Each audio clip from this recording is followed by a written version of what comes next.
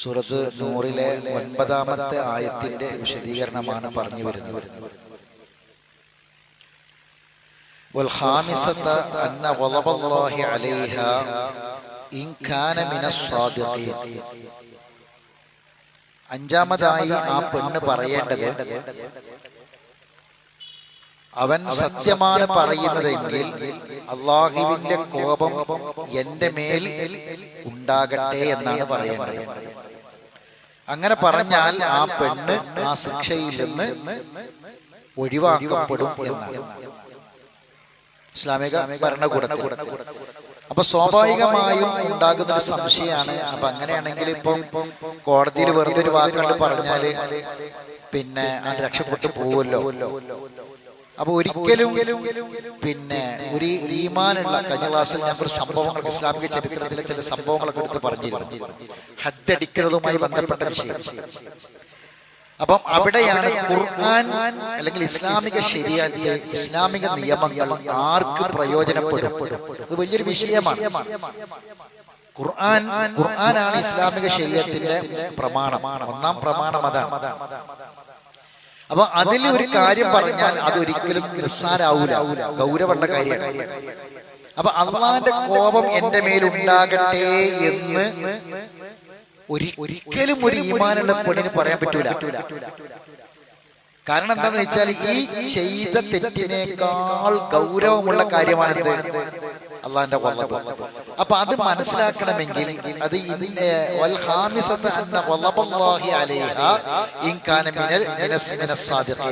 അപ്പം ഈ അള്ളാഹുവിന്റെ ഖളബ് എന്റെ മേലുണ്ടാവട്ടെ, ആ ഖളബ് ഇത്രയും ഗൗരവമുള്ളതാണ് എന്ന് മനസ്സിലാക്കണമെങ്കിൽ എന്ത് വേണം, അള്ളാഹു കോപിച്ചിരിക്കുന്നു അല്ലെങ്കിൽ അള്ളാഹുവിന്റെ ഖളബുണ്ട് എന്ന് പറഞ്ഞത് ആരൊക്കെ പേരിലെന്ന് അറിയണം. അത് മനസ്സിലാകുമ്പോൾ ഇതിന്റെ ഗൗരവം മനസ്സിലാവും. അതിനാണ് ഞാൻ കഴിഞ്ഞ ക്ലാസ്സിൽ ഒരു ആയത്ത്, അള്ളാഹുവിന്റെ കോപം ഉണ്ടാകുന്നവരെ സംബന്ധിച്ചുള്ള ഒരു ആയത്ത് പറഞ്ഞത്.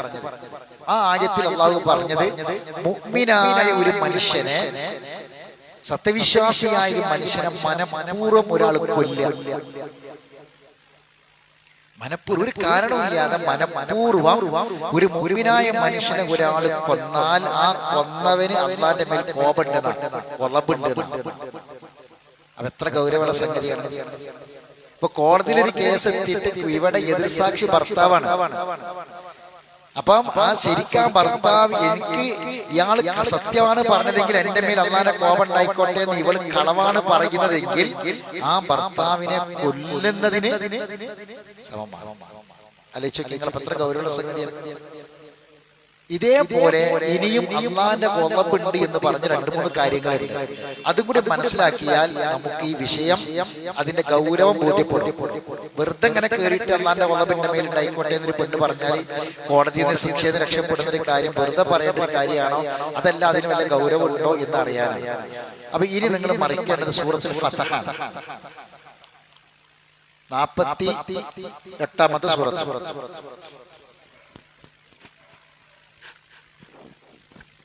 സൂറത്തുൽ ഫതഹ്.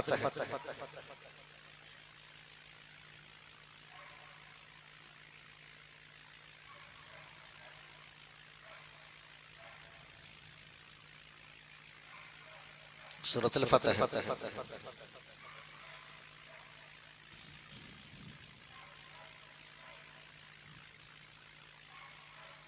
മറിച്ച സൂറത്ത് മുഹമ്മദിന് ശേഷം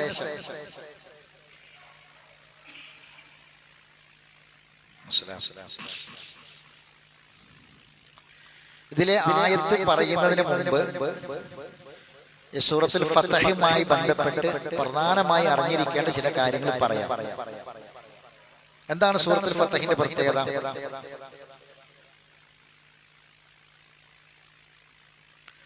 ഫതഹ് എന്ന വിജയമാണ്. എന്താണ് ആ സൂറത്തിനൊരു പ്രത്യേകത? ആ സൂറത്തിനെ പറ്റി നബി എന്താ പറഞ്ഞത്?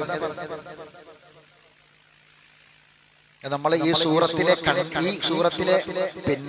ആയത്തിൽ പഠിക്കുമ്പോൾ ഈ സൂറത്തിൽ പ്രതിപാദിക്കുന്ന വിഷയങ്ങൾ പറയും, നമ്മൾ അത് പഠിക്കണം. അത് വിഷയം എന്താന്ന് വെച്ചാൽ അള്ളാന്റെ ഖളബാണ് നമ്മൾ പറഞ്ഞു വരുന്നത്. പിന്നെ ഈ പെണ്ണ് എന്റെ മേൽ അള്ളാന്റെ വളവുണ്ടായിക്കോട്ടെ എന്ന് പറഞ്ഞാൽ അവൾ ഒഴിവാക്കപ്പെടും എന്നാണ്. അപ്പൊ അത് ഒരിക്കലും കളവ് വെച്ചിട്ട് പറയാൻ പറ്റിയ സംഗതിയല്ല. എന്റെ അള്ളാന്റെ വളവ് എന്റെ മേൽ ഉണ്ടായിക്കോട്ടെ എന്ന് നിസ്സാരമായിട്ട് പറയേണ്ട സംഗതിയല്ല എന്ന് മനസ്സിലാകണമെങ്കിൽ നമുക്ക് ഖുർആനിലെ മറ്റ് ആയത്തുകൾ കൂടി പരിശോധിക്കണം. അപ്പോൾ അത് മനസ്സിലാവുള്ളൂ. ആ പരിശോധനക്കാണ് നമ്മൾ തദബ്ബുർ എന്ന് പറയാം. അപ്പൊ സൂറത്തുൽ ഫത്തഹിലെ ഒരു ആയത്താണ് ഇവൻ വായിക്കാൻ പോണത്. അപ്പൊ സൂറത്തുൽ ഫത്തഹിലെ ഒരു ആയത്ത് വായിക്കുമ്പോൾ ആ സൂറത്തുൽ ഫത്തഹിന്റെ ആദ്യ ഭാഗത്തിനാണ് ആയത്ത്. ആ ആയത്ത് വായിക്കുമ്പോൾ സ്വാഭാവികമായും ആ സൂറത്തുൽ ഫത്തഹ് അതിന്റെ അവതരണം, അതിന്റെ പശ്ചാത്തലമൊക്കെ നമ്മൾ അറിയണം. അത് ഏറ്റവും പ്രധാനപ്പെട്ടത് എന്താണെന്ന് വെച്ചാല് നബി സല്ലല്ലാഹു അലൈഹി വസല്ലമ പിന്നെ ഹിജ്റ 6ാമത്തെ വർഷം ഹിജ്റ പോയി. മക്കത്തേക്ക് ഹിജ്റ പോയതിനു ശേഷം മദീനത്ത് നബി ഉള്ളത്. ഹിജ്റ പോയിട്ട് 6ാമത്തെ കൊല്ലം നബി ഒരു സ്വപ്നം കാണും. ആ സ്വപ്നം എന്താന്ന് ചോദിച്ചാൽ നബിന്റെ സ്വപ്നം വഹ്യായിരിക്കും, നമ്മളെ സ്വപ്നമാതിരി അല്ലല്ലോ. നബി കാണുന്ന സ്വപ്നം എന്താന്ന് ചോദിച്ചാൽ ഒരു വലിയ കൂട്ടം സ്വഹാബികളുമായി റസൂല് മദീനയിൽ നിന്ന് മക്കത്ത് വന്ന് മസ്ജിദുൽ ഹറമിൽ പ്രവേശിച്ച് നബി സ്വഹാബികൾ ഒന്നിച്ചു ഉംറ ചെയ്യുന്നത് സ്വപ്നം കാണും. നബി സല്ലല്ലാഹു അലൈഹി വസല്ലമക്ക് സ്വപ്നം ഉണ്ടാവും. അങ്ങനെ ഈ സ്വപ്നം ഉണ്ടായപ്പോ നബി സല്ലല്ലാഹു അലൈഹി വസല്ലമ എന്ത് ചെയ്തെന്ന് അറിയോ? പിന്നെ നബി അവിടുന്ന് ഉംറ ചെയ്യാൻ വേണ്ടി പുറപ്പെടുകയാണ്. അങ്ങനെ ഈ ഒരു സംഭവത്തിൽ മറ്റു ചില സംഭവ വികാസങ്ങളൊക്കെ ഉണ്ടാകുന്നുണ്ട്. അത് ഞാൻ കൂടുതൽ പറയാം. അങ്ങനെ ഹുദൈബിയ സന്ധി ചരിത്രത്തിൽ എല്ലാവരും പറയാം. അത് കഴിഞ്ഞ് മടങ്ങുന്ന സമയത്താണ് ഈ സൂറത്ത് ഇറങ്ങുന്നത്. ഹുദൈബിയ സന്ധി, അത് ഉംറക്ക് നബി പുറപ്പെട്ട് വന്ന് ഉംറ ചെയ്യാൻ കഴിയാതെ മടങ്ങുന്നുണ്ട്. അപ്പൊ നബി സല്ലല്ലാഹു അലൈഹി വസല്ലമ തിരിച്ചു പോരുന്ന സമയത്ത്, ഹുദൈബിയ സന്ധി കഴിഞ്ഞ് തിരിച്ചു വരുന്ന സമയത്താണ് ഈ സൂറത്ത് അവതരിക്കുന്നത്. ശരിക്കും മനസ്സിലാക്കണം. ഒരു വലിയൊരു പ്രതിസന്ധിയുടെ ഘട്ടത്തിൽ നിന്നാണ്. അതായത് സഹാബികളിൽ ചിലരടക്കം ഈ അവിടെ നടന്ന കരാറും മറ്റു വിഷയത്തിലൊക്കെ ചെറിയ ചെറിയ മാനസിക പ്രയാസങ്ങളൊക്കെ ഉണ്ട്. നബി സല്ലല്ലാഹു അലൈഹി വസല്ലമക്ക് അത് വല്ലാത്തൊരു മാനസികമായി ചെറിയൊരു ഇടുക്കും പ്രയാസമൊക്കെ ഉണ്ടാക്കിയിട്ടുണ്ട്. അപ്പൊ ആ സമയത്താണ് ഈ സൂറത്ത് ഇറങ്ങുന്നത്. ഇതുമായി ബന്ധപ്പെട്ട് മഹാനായ ഉമർ ഇബ്നു ഖത്താബ് റളിയല്ലാഹു തആല അൻഹു പറയുന്ന ഒരു സംഭവം പിന്നെ ഇമാം ബുഖാരി, അതുപോലെ തന്നെ പിന്നെ ബുഖാരിയെ പോലെയുള്ള മറ്റ് ഹദീസിന്റെ പ്രധാനപ്പെട്ട ഗ്രന്ഥങ്ങളിലൊക്കെ വന്നിട്ടുള്ള ഒരു ഹദീസ് പറയാം. ആ ഹദീസ് എന്താന്ന് ചോദിച്ചാല് പിന്നെ ഉമർ റളിയല്ലാഹു തആല അൻഹു പറയാണ്, ഞാൻ നബിയോട് പിന്നെ ഒരു കാര്യം, ഈ ഞങ്ങളെല്ലാവരും ഈ യാത്ര ഇങ്ങനെ പുറപ്പെട്ടു പോരാണ്. യാത്രയിലാണ് എല്ലാവരും ഉള്ളത്. അപ്പൊ യാത്ര പുറപ്പെട്ടു പോരുന്ന ആ യാത്രാ വഴിയിൽ ഉമർ ഖത്താബ് പറഞ്ഞു, നബിയോട് ഒരു കാര്യം ചോദിച്ച കാര്യം എന്താണെന്ന് ഇതിൽ പറയണില്ല. അങ്ങനെ 3 വട്ടം ഞാൻ ചോദിച്ചു. 3 വട്ടം ചോദിച്ചിട്ടും നബി സല്ലല്ലാഹു അലൈഹി വസല്ലമ മറുപടി തന്നില്ല. അപ്പം അദ്ദേഹം നിവർത്തത് പറയാണ്, എനിക്ക് ഭയങ്കര പേടിയായി. 3 വട്ടം നബിനോട് ഒരു കാര്യം ചോദിച്ചു, മറുപടി പറഞ്ഞില്ല, നബി ഒന്നും മുണ്ടിയില്ല. അപ്പൊ അദ്ദേഹത്തിന് പേടിയായി. അദ്ദേഹം പറയാണ്, ഞാൻ എന്നെ തന്നെ കുറ്റപ്പെടുത്തി ഞാൻ പറഞ്ഞു നബിയെ വിഷമിപ്പിച്ചു. ആ ചോദിച്ച ചോദ്യം നബിക്ക് വിഷമായിട്ടുണ്ട്. അപ്പൊ നബിനെ വിഷമിപ്പിച്ചു, നബിനെ പിന്നെ സങ്കടപ്പെടുത്തി എന്നൊക്കെ പറഞ്ഞിട്ട് അതുകൊണ്ടായിരിക്കും നബി മറുപടി പറയാത്തത് എന്ന് പറഞ്ഞ് ഞാൻ എന്നെ തന്നെ ആക്ഷേപിച്ചു. ആര് പറയണേ? ഉമർ ഖത്താബ് പറയണം.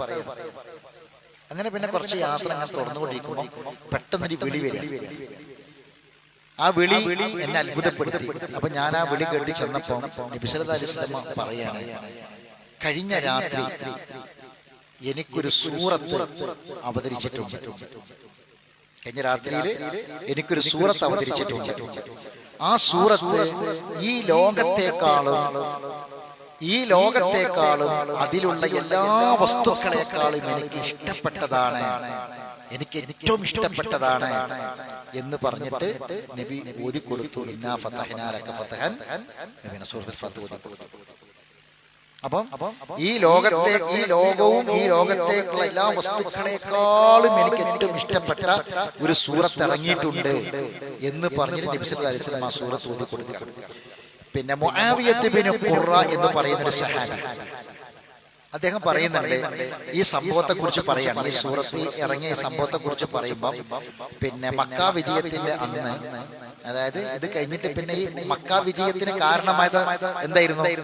ഹുദൈബിയ സന്ധി കാരണമായി. അങ്ങനെ ഈ സൂറത്ത് ഇറങ്ങി. അങ്ങനെ പിന്നെ ഈ മക്ക മുസ്ലിമീങ്ങൾക്ക് മക്ക കീഴടക്കാൻ പോവുകയാണെന്നുള്ളതിനുള്ള ഒരു മുന്നറിയിപ്പ് സൂചനയായിരുന്നു സൂറത്തുൽ ഫത്ഹ്. അങ്ങനെ ഇവര് പിന്നീട് തിരിച്ചു വന്ന് മക്കത്ത് വന്ന് മക്ക വിജയം ഉണ്ടായി. അങ്ങനെ നബി സല്ലല്ലാഹു അലൈഹി വസല്ലമ ഒട്ടകപ്പുറത്ത് ഇരുന്നിട്ട് മുആവിയത്തിനെ കുറിച്ച് പറയാണ്, ഒട്ടകപ്പുറത്ത് ഇരുന്നിട്ട് നബി സല്ലല്ലാഹു അലൈഹി വസല്ലമ ഈ ഫത്ഹ് നീട്ടി ഓതിയതാണ്.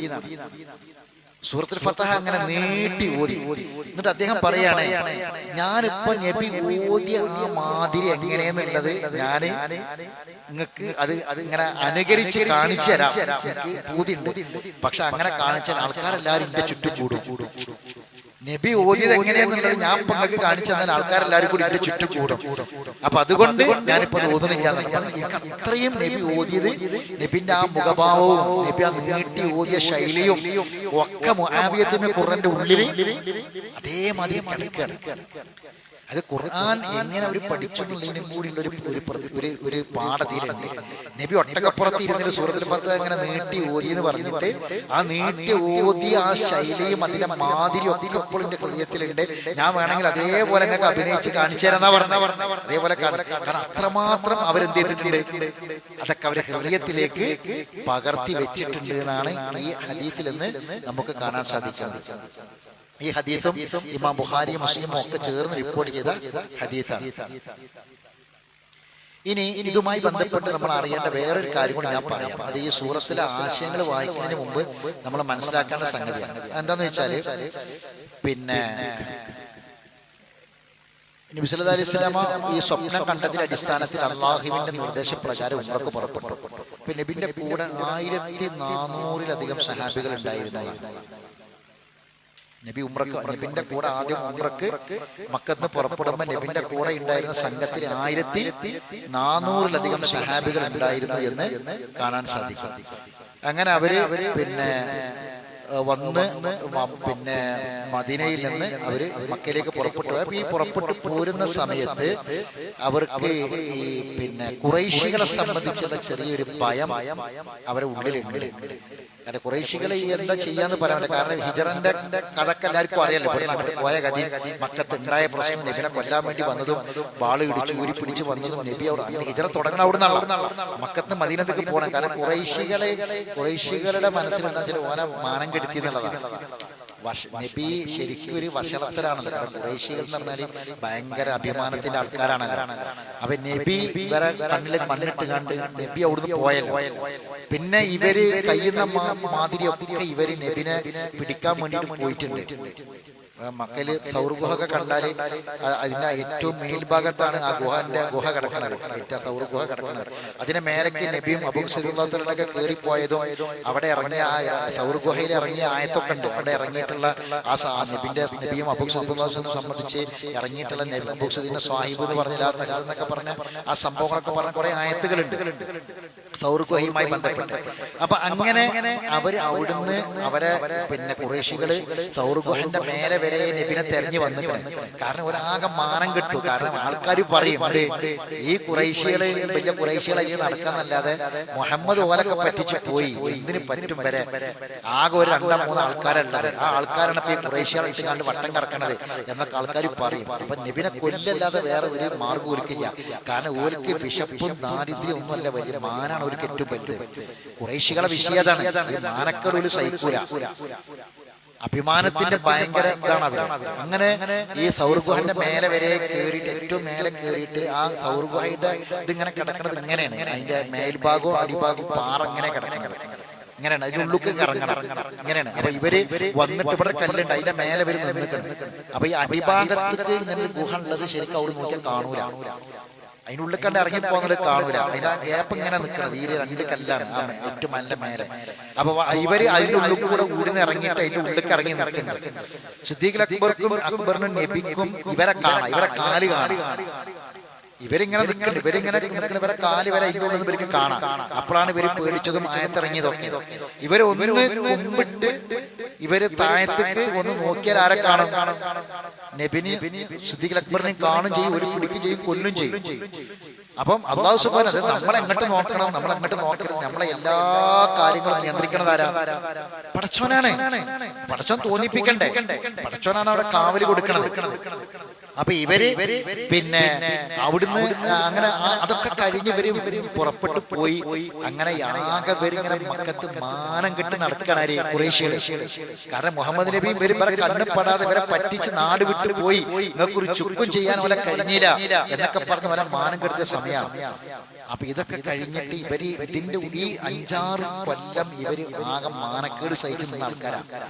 അപ്പൊ നബിയും സഹാബികളും തിരിച്ചിങ്ങട്ട് വരികയാണ്. ഇവിടേക്ക് ഖുറൈശികളുടെ അടുത്തൊക്കെ വരുന്നത്. ഇവര് പ്രതികാരം വിട്ടും ഉറപ്പല്ലേ? കാരണം ഇവര് സംഗതി പണിയാക്കുന്ന കാര്യം ഉറപ്പാണ്. കാരണം മക്ക അവരതാണ്, മക്ക നിറച്ച് ഖുറൈശികളാണ്. ഇവരാകെ 1400 ആൾക്കാരെ ഉള്ളു വരുന്നത്.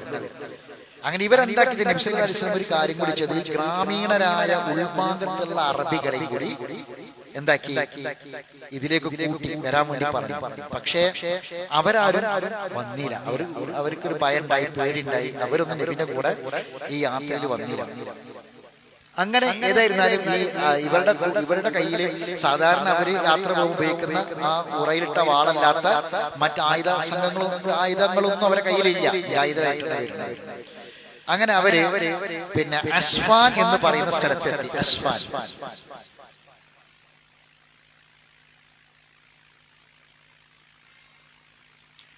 അസ്ഫാൻ എന്ന് പറയുന്നത് മക്കൾക്ക് അടുത്തുള്ള സ്ഥലത്തിന്റെ പേരാണ്. അസ്ഫാൻ ഇന്നുണ്ട് ആ സ്ഥലം, മക്കയുടെ ഇതിന്റെയൊക്കെ ഇടയിലായിട്ടുള്ള സ്ഥലമാണ്. അങ്ങനെ അസ്ഫാൻ എന്ന സ്ഥലത്ത് എത്തിയപ്പോൾ നബി സല്ലല്ലാഹു അലൈഹി വസല്ലം പിന്നെ ഒരു സൈന്യം ഇവരെ തടയാൻ വേണ്ടിയിട്ട് ഖുറൈശികൾ ഒരു സൈന്യം പുറപ്പെട്ടിട്ടുണ്ട് എന്ന വിവരം ആർക്ക് കിട്ടി? നബി സല്ലല്ലാഹു അലൈഹി വസല്ലം കിട്ടി. അസ്ഫാൻ എന്ന സ്ഥലത്ത്. അപ്പൊ നബി അസ്ഫാനിൽ നിന്ന് മക്കയിലേക്കുള്ള ഡയറക്റ്റ് ഉള്ള വഴി ഒഴിവാക്കി. അസ്ഫാനിൽ നിന്ന് മക്കയിലേക്കുള്ള ഡയറക്റ്റുള്ള വഴി ഒഴിവാക്കി നബി വേറൊരു വഴിക്ക് വന്നു. അങ്ങനെ ആ വേറൊരു വഴിക്ക് വന്ന് അങ്ങനെ പിന്നെ കുറെ ഇങ്ങോട്ട് എത്തിയപ്പോ നബിന്റെ ഒട്ടകം പിന്നാണ്ട് മുന്നിക്ക് പോണില്ല. അതാണ് മുട്ടുകുത്ത്. നബിന്റെ ഒട്ടകത്തിന്റെ പേരെന്താ? ഓർമ്മ? നബിന്റെ ഒട്ടകത്തിന്റെ പേര്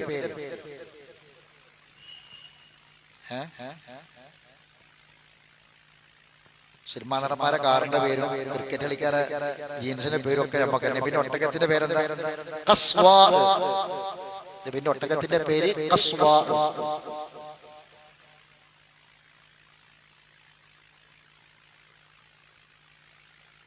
നബിന്റെ ഒട്ടകത്തിന്റെ പേര് ഖസ്വാ എന്നാണ്.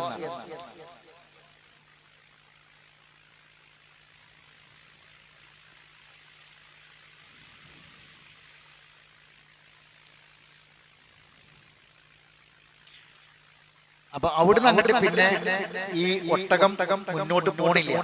അതാണ് മുട്ടുകുത്തി നിന്നു. അപ്പൊ എല്ലാരും കൂടിയിട്ട് പിന്നെ പറയാൻ തുടങ്ങി. ഇങ്ങനെ ഒട്ടകത്തിന് അങ്ങനെ ആട്ടാൻ തുടങ്ങി, തൊളിക്കാൻ തുടങ്ങി, നീക്ക് എന്ന് പറഞ്ഞു. അപ്പൊ നബി സല്ലല്ലാഹു അലൈഹി വസല്ലം പറഞ്ഞു, ഇന്നഹ മഹ്മൂറത്ത്, ഒട്ടകത്തിന് കൽപ്പന കിട്ടിയിട്ടുണ്ട്. പണ്ട് ആനസംഘത്തെ തടഞ്ഞവൻ ആരാണോ അവൻ തന്നെയാണ് ഈ ഒട്ടകത്തെയും തടഞ്ഞിട്ടുള്ളത് എന്ന് നബി പറഞ്ഞു. അത് കഅബ ആക്രമിക്കാൻ വേണ്ടി വന്ന പിന്നെ ഒട്ടകത്തെ ആനസംഘത്തെ തടഞ്ഞല്ല, കുറെ ദൂരെ വെച്ചിട്ട്. ഇപ്പൊ ഇന്നത്തെ മിനാ ടെന്റുകൾക്ക് ആ ഭാഗത്ത് വെച്ചിട്ടാണ് തടഞ്ഞത്. ആ സ്ഥലത്ത് അവിടെ കാണാം ഈ അബാബീൽ പക്ഷികൾ വന്നിട്ട് ആ ആനസംഘത്തെ നശിപ്പിച്ചത്. നമ്മൾ ജംറയിൽ എറിയാൻ പോകുന്ന ആ ഭാഗത്തൊരു പ്രത്യേക സ്ഥലമുണ്ട്.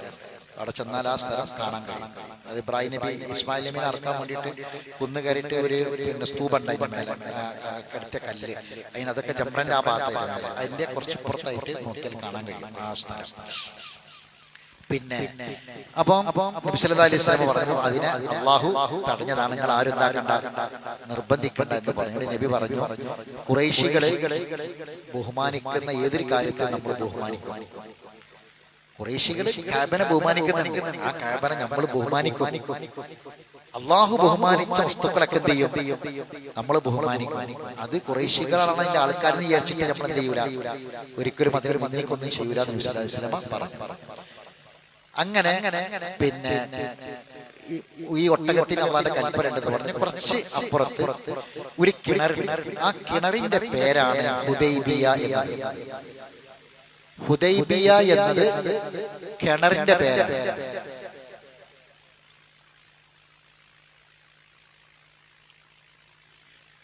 അതെ, അവിടെ വെച്ച് നടന്നത് കൊണ്ടാണ് ആ സന്ധിക്ക് ആ പേര് വന്നത്. അത് പിന്നീട് ആ ഒരു കിണർ ഒരു സ്ഥലത്തിന്റെ കൂടി പേരായിട്ട് മാറി. നബി സല്ലല്ലാഹു അലൈഹി വസല്ലം ആ കിണറിന്റെ അടുത്ത് എത്തിയപ്പോൾ അവിടെ ഈ കിണറിന്റെ അരികിലെത്തിയപ്പോ ഈ കിണറിന്റെ പേരാണ് ഹുദൈബിയ എന്നുള്ളത്. പിന്നീട് ആ കിണറിന് എന്തേത്, ആ സ്ഥലത്തിന്റെ പേര് വട്ടക്കിണർ എന്ന സ്ഥലത്തിന്റെ പേരാണ്. പല കിണറിന്റെ പേരൊക്കെ ഉണ്ടാവും, അതിന്റെ സ്ഥലത്തിന്റെ പേരും. ഇതുപോലെ ഹുദൈബിയ എന്നൊരു കിണറിന്റെ പേരാണ്. അങ്ങനെ അവിടെ ആ കിണറിന്റെ അവിടെ നബി സല്ലല്ലാഹു അലൈഹി വസല്ലം ഇറങ്ങി. അപ്പൊ ഖുറൈശികള് ഒരാളെ അയച്ചു. ഖുറൈശികൾ അയച്ച ഒരാൾ അവരൊരു ദൗത്യ സംഘത്തെ അയച്ചിട്ടുണ്ട്. അവർ വന്നു നബിയോട് സംസാരിച്ചു. പറഞ്ഞു, ഞങ്ങള് പിന്നെ ഉംറയാണ് ഉദ്ദേശിക്കുന്നത്, അതല്ലാതെ ഇവർക്ക് പേടി എന്താന്ന് വെച്ചാല് പിന്നെ ഇവരെ ആക്രമിക്കാൻ വരുവാണെന്നുള്ള ഒരു പേടി ആയിരിക്കുന്നുണ്ട്, ഇവരെ ഉള്ളിലുണ്ട്. അപ്പം അതുകൊണ്ടാണ് എന്തിനാണ് വരണേ എന്നുള്ളത് ഇവർ ആളെ വിട്ട് അന്വേഷിച്ചു. അപ്പൊ നബി പറഞ്ഞു, ഉംറ മാത്രമാണ് ഞങ്ങളുടെ ഉദ്ദേശമെന്ന് നബി സല്ലല്ലാഹു അലൈഹി വസല്ലം അവരെ അറിയിച്ചു. അപ്പൊ ഇയാൾ ഇവർ ചെന്ന് ഇവരെ അറിയിച്ചപ്പോൾ ഇവര് പറഞ്ഞു, പിന്നെ അത് നമുക്ക് ബുദ്ധിമുട്ടാണ്. കാരണം പിന്നെ മുഹമ്മദും നമ്മളും തമ്മിൽ സമരത്തിലാണ്, പ്രശ്നത്തിലാണ്. അപ്പൊ മുഹമ്മദും ആൾക്കാരും ഇങ്ങോട്ട് വന്നിട്ട് ഇവിടെ വന്നിട്ട് ഉംറ നിർവഹിച്ചു പോയി എന്നറിഞ്ഞാൽ നമുക്ക് വീണ്ടും അതെന്താണ്, മാനക്കേടാണ്. അപ്പൊ ഇതിനിടയ്ക്ക് നബി സല്ലല്ലാഹു അലൈഹി വസല്ലം ഉസ്മാൻ റളിയല്ലാഹു തആല അൻഹുവിനെ രഹസ്യമായിട്ട് മക്കയിലേക്ക് വിട്ടിരുന്നു, ആരും അറിയാതെ. ഉസ്മാൻ റളിയല്ലാഹു തആല അൻഹുവിന്റെ ഒരു കുടുംബക്കാരൻ അവിടെ ഉണ്ട്. അങ്ങനെ പിന്നെ അദ്ദേഹത്തിന്റെ ആ കുടുംബക്കാരൻ അഭയം കൊടുത്തതനുസരിച്ചിട്ട് അവിടെ വന്നു, മക്കത്ത് വന്നു. അങ്ങനെ മക്കത്ത് വന്നിട്ട് പിന്നെ അദ്ദേഹം അവിടെ താമസിച്ചു. മക്കത്ത് നിന്നുള്ള ഒരു ഉംറ ചെയ്യാൻ അനുവാദം കൊടുത്തില്ല. പിന്നെ ഉസ്മാൻ റളിയല്ലാഹു തആല അൻഹുവിനോട് ഇവർ പറഞ്ഞു, നിങ്ങൾ ഉംറ ചെയ്തോളിയാണ്, നിങ്ങൾ ഉംറ ചെയ്തോളൂ എന്ന് പറഞ്ഞു. ഈ ഹജ്ജ് ഉംറയൊക്കെ പണ്ട് ഉണ്ട്, നമ്മൾ മനസ്സിലാക്കി വെക്കണം, ഏത് കാലത്ത് ജാഹിലിയ്യ കാലത്തുള്ള സംഭവം. നിങ്ങൾ ഉംറ ചെയ്തോളൂ എന്ന് പറഞ്ഞു. പക്ഷെ നബിനെ കൂട്ടനി ഇവർ ഉംറ ചെയ്യാൻ സമ്മതിക്കുന്നില്ല എന്നറിഞ്ഞപ്പോ ഉസ്മാൻ റളിയല്ലാഹു തആല അൻഹു പറഞ്ഞു, ഒറ്റക്ക് ഉംറ ചെയ്യുന്നില്ല എന്ന് പറഞ്ഞു. അതിനിടയ്ക്ക് ഒരു പിന്നെ വാർത്തയും കൂടി അവിടെ പരന്നു. ആ വാർത്ത എന്താന്ന് വെച്ചാൽ ഉസ്മാൻ റളിയല്ലാഹു തആല അൻഹു കൊല്ലപ്പെട്ടു എന്ന വാർത്തയാണ് അവിടെ പിന്നെ വന്നത്. ഉസ്മാൻ റളിയല്ലാഹു തആല അൻഹുവിനെ അവർ തടഞ്ഞു വെച്ചിട്ടുണ്ട്. അങ്ങനെ ഉസ്മാൻ റളിയല്ലാഹു തആല അൻഹു കൊല്ലപ്പെട്ടു എന്ന ഒരു വാർത്ത അവിടെ പരന്നു. അപ്പൊ സ്വാഭാവികമായിട്ട് എന്തായി, ഒരു പിന്നെ പ്രശ്നം അവിടെ ഉണ്ടാവുന്ന ഉറപ്പാണ്. ഇതുണ്ടാകുമെന്ന് കണ്ടപ്പോ ഖുറൈശികൾ തന്നെ എന്താക്കി, ഇനി മാനക്കേടിന്റെ മേലെ മാനക്കേട് സഹിക്കാൻ വയ്യാന്ന് വിചാരിച്ചിട്ട് എന്താക്കി, കാരണം ബദറുൽക്ക് പാടാണ്, തൊക്കത് കഴിഞ്ഞിട്ട് ഹിജ്റ 6-ാം കൊല്ലാണ്, ബദർ 2-ാം കൊല്ലം നടന്ന സംഭവം. അപ്പൊ ഇനിയും ചിലപ്പോ മുഹമ്മദിനും കൂട്ടനും അള്ളാന്റെ സഹായമൊക്കെ ഉണ്ടായിട്ട് ഇനിയും ഇവിടെ ആ പ്രശ്നമാവുന്ന കണ്ടപ്പോ ഇവര് ഒരു സന്ധി സംഭാഷണത്തിന് തയ്യാറായി. അങ്ങനെ സന്ധി സംഭാഷണത്തിന് തയ്യാറായിട്ട് ഇവർ വന്നു. ആ സന്ധി നടക്കുന്നത് ഒരു മരത്തിന്റെ ചുവട്ടിൽ വെച്ചിട്ടാണ് ആ സംസാരം നടക്കുന്നത്. അതുകൊണ്ട് തന്നെ ആ സംഭാഷണത്തിന് ബൈഅത്തു ഷജറ എന്ന പേരുണ്ട്. ആ മരം പിന്നെ ഉമർ ഖത്താബിന്റെ കാലത്ത് മുറിച്ചു മാറ്റി. കാരണം ആൾക്കാർ പിന്നെ ഉമർ ഖത്താബിന്റെ കാലത്ത് അതിനെ ഭയങ്കര ഒരു പുണ്യം കൽപ്പിച്ചു. ആൾക്കാർ അങ്ങനെയാണ്, എന്തും പുണ്യം കൽപ്പിക്കണം. അപ്പൊ അത് പുണ്യം കൽപ്പിച്ചുകൊണ്ട് ആൾക്കാർ അതിനെ ആരാധിക്കാനൊക്കെ തുടങ്ങിയപ്പോ ഉമർ ഖത്താബ് ആ മരം തന്നെ മുറിച്ചു മാറ്റി ഉമർ ഖത്താബിന്റെ കാലത്ത്. ഈ സൂറത്തിലെ 18-ാമത്തെ പിന്നെ ആയത്തിൽ പറയുന്ന ഈ ബൈഅത്തിനെ കുറിച്ച്, ഈ സന്ധിയെ കുറിച്ച് പറയുന്നുണ്ട്. അതുകൊണ്ട് ഇതിന് ബൈഅത്തുർ റിദ്വാൻ എന്ന് പറയും. അള്ളാന്റെ തൃപ്തി കിട്ടിയ ബൈഅത്ത് എന്ന് പറയുന്നത് ബൈഅത്തുർ റിദ്വാൻ. ഇതൊക്കെ ഹുദൈബിയ സന്ധി തന്നെയാണ്. അതെ അതെ, ഇതിന്റെ ഒക്കെ പേരാണ്, ആ സന്ധിയുടെ പേരാണ് ബൈഅത്തുർ റിദ്വാൻ എന്ന് പറയുന്നത്. അല്ല, ബൈഅത്തുർ റിദ്വാൻ എന്ന് പറയുന്നത് സന്ധി അല്ല. നബി സല്ലല്ലാഹു അലൈഹി വസല്ലം ആ മരത്തിന്റെ, ശ്രദ്ധിക്കണം, ആ മരത്തിന്റെ ചുവട്ടിലേക്ക് ഇവരെല്ലാരും വിളിച്ചു വരുത്തി അവിടെ വന്നു. അങ്ങനെ വന്നിട്ട് ഹുദൈബിയ സന്ധി നടക്ക തൊട്ട് മുമ്പ്, ഹുദൈബിയ സന്ധിക്ക് തൊട്ട് മുമ്പ് നബി സല്ലല്ലാഹു അലൈഹി വസല്ലം ഇവരെ വിളിച്ച്, സഹാബികളൊക്കെ വിളിച്ചു വരുത്തി. അപ്പൊ ഇവര് ഉസ്മാൻ റളിയല്ലാഹു തആല കൊല്ലപ്പെട്ടു എന്ന് പറഞ്ഞപ്പോ ഇതിന്റെ സത്യാവസ്ഥ ഇവരെ അറിയില്ല. അതുകൊണ്ട് ഇവിടെ എന്ത് നടക്കാൻ പോവാണ്, ഒരു ഏറ്റുമുട്ടൽ നടക്കുന്നുള്ള കാര്യം ഉറപ്പ്. അപ്പൊ നബി ഇവരൊക്കെ വിളിച്ചു വരുത്തി, സഹാബികൾ എല്ലാരും ഇങ്ങോട്ട് വിളിച്ചു, എല്ലാരും വന്നു. എന്നിട്ട് നബിയോട് പറഞ്ഞവര് പിന്നെ മരിക്കണത് വരെ, എന്താണ് മരിക്കുന്നത് വരെ ഞങ്ങള് നിങ്ങളുടെ കൂടെ യുദ്ധം ചെയ്യും, മരിക്കുന്നത് വരെ ഞങ്ങൾ നിങ്ങളുടെ കൂടെ ഉണ്ടാകും, ഒരിക്കലും നിങ്ങൾ ഒറ്റപ്പെടൂല, നിങ്ങളെ കൂടെ ഞങ്ങൾ ഉണ്ടാകും എന്ന് പറഞ്ഞിട്ട് അവിടെ വെച്ച് നബിയുമായിട്ട് ഒരു ബൈഅത്ത് ചെയ്യുന്നത്. ആ ബൈഅത്താണ് ബൈഅത്തു ഷജറ അല്ലെങ്കിൽ ബൈഅത്തു റിദ്വാൻ. ബൈഅത്തു റിദ്വാൻ എന്ന് പറയും. അള്ളാഹുവിന്റെ തൃപ്തി കിട്ടിയ പിന്നെ ബൈഅത്തു റിദ്വാൻ, ബൈഅത്തു ഷജറ എന്ന് അതിന് പേര് പറയും.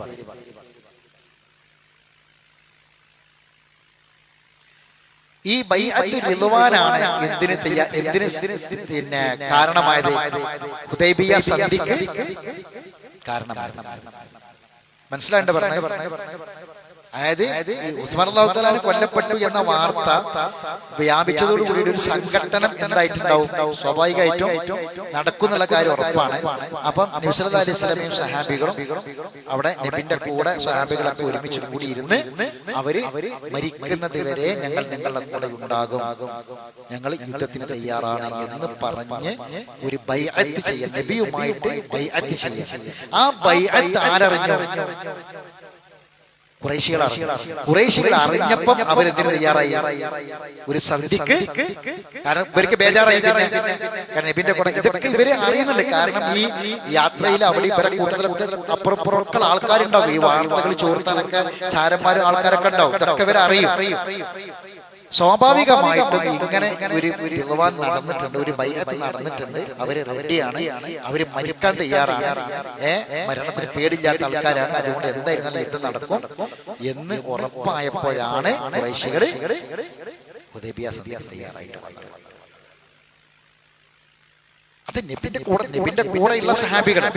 ഇത് ഉംറയ്ക്ക് വേണ്ടി 1400 സഹാബികളാണ് ഉംറയ്ക്ക് വേണ്ടി വന്നത്. അവര് വന്നിട്ട് ഇപ്പൊ എവിടെ ഉള്ളത്? മക്കത്തേക്ക് എത്തിയിട്ടില്ല. അവര് എത്തിയ സ്ഥലമാണ് അസ്ഫാൻ.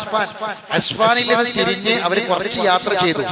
എന്നിട്ട് ഈ കിണറിന്റെ അടുക്കലെത്തിയപ്പോ, ആ ഹുദൈബിയ എന്ന കിണറിന്റെ അടുക്കലെത്തിയപ്പോ അവിടെ അവര് ഇറങ്ങി. അവിടെ ഉള്ളത് മക്കത്തേക്ക് എത്തിയിട്ടില്ല. ഒട്ടക്കാട് നിന്ന് പിന്നെ അവിടെ മുന്നോട്ട് പോയിട്ടില്ല. പിന്നീട് നബി സല്ലല്ലാഹു അലൈഹി വസല്ലമ ഈ സന്ധി എന്തൊക്കെയാന്നുള്ളത് പിന്നെ പറയും. അതിൽ ഇവര് ഉംറ ചെയ്യാതെ എന്ത് ചെയ്യാണ്? തിരിച്ചു പോകുന്നുണ്ട്. ഇതിൽ എഴുതിയ നിയമങ്ങളിൽ ചിലതൊക്കെ എന്തിനാണ് ഇപ്പൊ നമ്മൾ അങ്ങനെയൊക്കെ തയ്യാറായത് എന്ന ഒരു സംശയം പലർക്കും ഉണ്ടായി എന്നുള്ളതാണ്.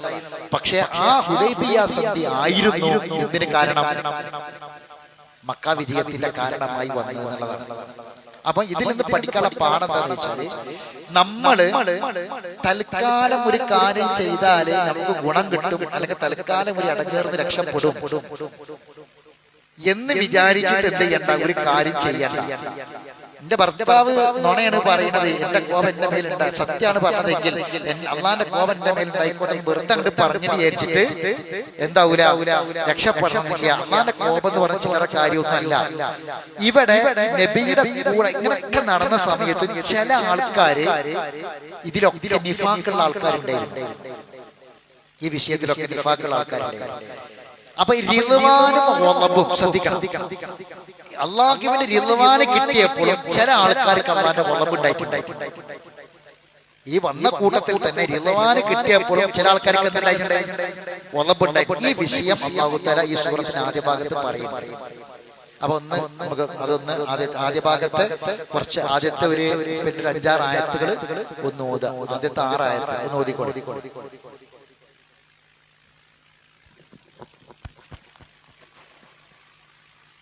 أعوذ بالله من الشيطان الرجيم.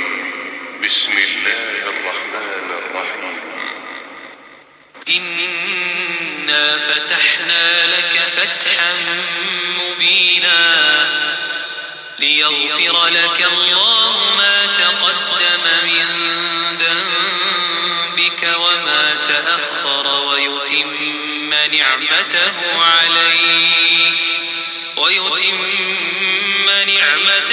عليك ويهديك صراطا مستقيما وينصرك الله نصرا عزيزا هو الذي أنزل السكينة في قلوب المؤمنين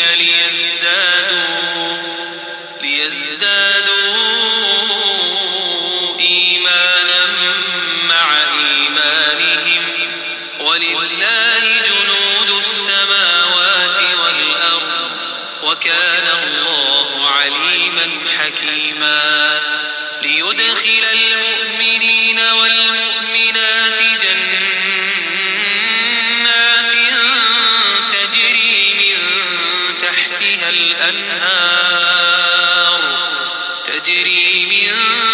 تحتها الأنهار خالدين فيها ويكفر عنهم سيئاتهم وكان ذلك عند الله فوزا عظيما ويعذب المنافقين والمنافقات والمشركين والمشركات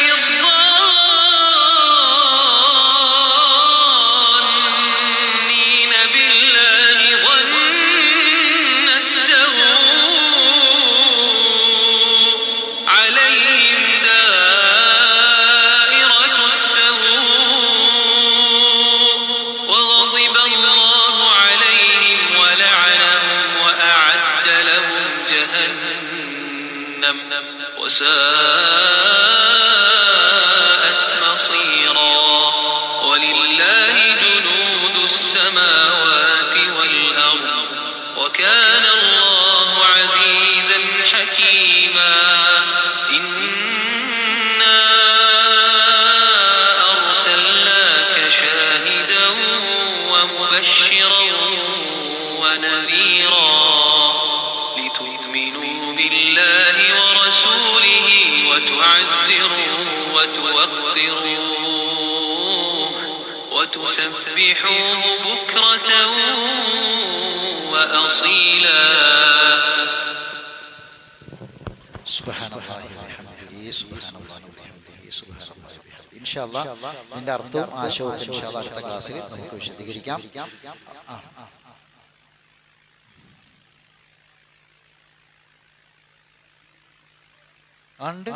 വിഷയം അവിടെ പ്രതി പെണ്ണാണല്ലോ, പ്രതി പെണ്ണാണ്. അപ്പം ഇവിടെ 4 സാക്ഷികൾ ഇല്ലാത്തൊരവസ്ഥ ഉണ്ട്. ആ 4 സാക്ഷികൾ ഇല്ലാത്തൊരവസ്ഥയിൽ ഒരു പെണ്ണ് ഒരു പക്ഷെ നിരപരാധിയായിരിക്കാം. അപ്പൊ ആ നിരപരാധിയായ പെണ്ണിന് രക്ഷപ്പെടണമെങ്കിൽ ഉള്ളൊരു മാർഗമാണ് പറഞ്ഞത്. പക്ഷെ ആ മാർഗങ്ങളൊക്കെയും ഇതിനെ എന്ത് ചെയ്യേണ്ട, ഒരു നിസ്സാരമായ ഒരു കാര്യമായിട്ട് കണക്കാക്കേണ്ട. കാരണം നിസ്സാരമായ കാര്യമായിട്ട് തോന്നലായിരിക്കാണ്. ഖുർആന് ഈ വിഷയത്തെ ശരിക്കും പഠിക്കാത്ത ആളുകൾക്ക് മാത്രമേ എന്ത് ചെയ്യുള്ളൂ, അങ്ങനെ ചെറിയൊരു വാക്ക് പറഞ്ഞാൽ ഇത്ര വലിയ കേസ് കഴിച്ചിലേക്ക് പോകുമല്ലോ എന്നൊക്കെ തോന്നുള്ളൂ. പക്ഷെ ആ വാക്കിന്റെ ഗൗരവം എന്താണ്, അത് പറയോ എന്നുള്ളതാണ് നമ്മൾ ചിന്തിക്കേണ്ടത്. അതാണ് ഈ സൂറത്തിന്റെ തുടക്കത്തിൽ ഈമാനിഹി എന്നൊക്കെ പറയുന്ന ആശയം വരുന്ന നിമിഷം നമുക്ക് അടുത്ത ക്ലാസ്സിൽ പറയാം. അല്ലാഹു സുബ്ഹാനഹു വ തആല കൂടുതൽ പഠിക്കാനും മനസ്സിലാക്കാനും നമുക്ക് എല്ലാവർക്കും തൗഫീഖ് പ്രദാനം ചെയ്യുമാറാവട്ടെ. അറിവില്ലായ്മ വന്നു പോയ തെറ്റുകുറ്റങ്ങൾ അല്ലാഹു വിട്ടുപുറത്ത് മാഫാക്കി തരട്ടെ. അല്ലാഹു സുബ്ഹാനഹു വ തആല നമ്മുടെ എല്ലാ നല്ല ഉദ്ദേശങ്ങളും നിറവേറ്റി തരുമാറാവട്ടെ. നമ്മുടെ നസീർ സാഹിബ് ഉംറ കഴിഞ്ഞ് വന്നിട്ട് അദ്ദേഹം കുടുംബവും എല്ലാവർക്കും ഓരോ കാരക്ക ഉണ്ട്. ആ കാരക്ക വാങ്ങാൻ കിട്ടാത്ത ആൾക്കാർ അത് വാങ്ങണം. അല്ലാഹു തആല അവരുടെ ഉംറ മഖ്ബൂലും മബ്രൂറുമായ ഉംറ കർമ്മമായി അല്ലാഹു കബൂൽ ചെയ്യുമാറാവട്ടെ. അല്ലാഹു തആല ഇനിയും നമുക്കൊക്കെയും മക്കയിലെത്താനും ആ പുണ്യനാട്ടിലെത്താനും ആ മസ്ജിദുൽ ഹറം കഅബ കാണാനും തവാഫ് ചെയ്യാനും ഉംറ ചെയ്യാനും ഒക്കെ തൗഫീഖ് അല്ലാഹു നമുക്കെല്ലാവർക്കും ഇനിയും നമ്മുടെ ആയുസ്സിൽ പ്രദാനം ചെയ്യുമാറാവട്ടെ. റബ്ബനാ തഖബ്ബൽ മിന്നാ ഇന്നക അൻത സമീഉൽ അലീം വതുബ് അലൈനാ ഇന്നക അൻത തവ്വാബുർ റഹീം വആഖിറു ദഅവാനാ അൽഹംദുലില്ലാഹി റബ്ബിൽ ആലമീൻ. സുബ്ഹാനകല്ലാഹുമ്മ വബിഹംദിക അശ്ഹദു അൻ ലാ ഇലാഹ ഇല്ലാ അൻത അസ്തഗ്ഫിറുക വഅത്തുബു ഇലൈക്.